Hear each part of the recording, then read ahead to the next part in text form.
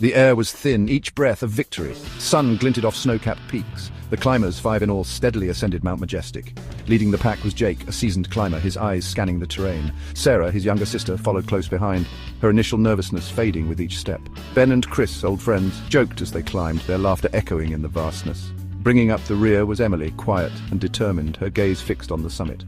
The mountain loomed large, a majestic beast challenging them to conquer its heights.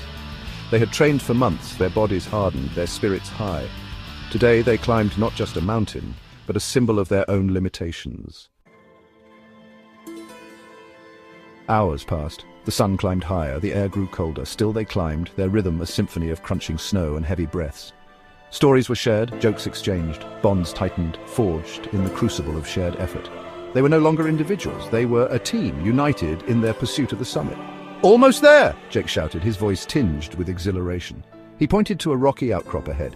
"Let's rest there before the final push." They reached the outcrop, their faces flushed with exertion and excitement. Below, the world stretched out like a crumpled map. Above, the summit beckoned. Victory was within reach.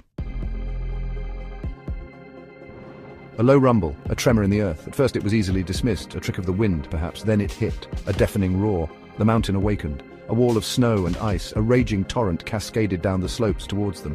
Panic surged. "Avalanche!" Jake screamed, his voice lost in the roar. He lunged for Sarah, pulling her behind a large boulder, a shield against the onslaught. The world became a maelstrom of white. Snow and ice slammed into them, burying them in its cold embrace. The air filled with the deafening sound of the avalanche, a terrifying symphony of destruction.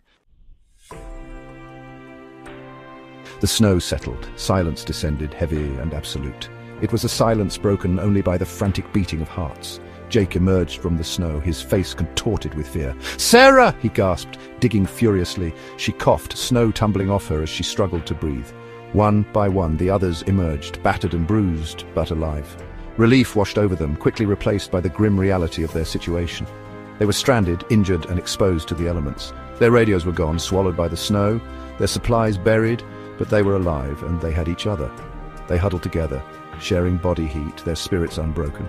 They knew their survival depended on reaching the base camp, miles away. The descent would be treacherous, their bodies battered, their resolve tested. But they had faced the mountain's fury and lived to tell the tale. They would not be broken, they would survive.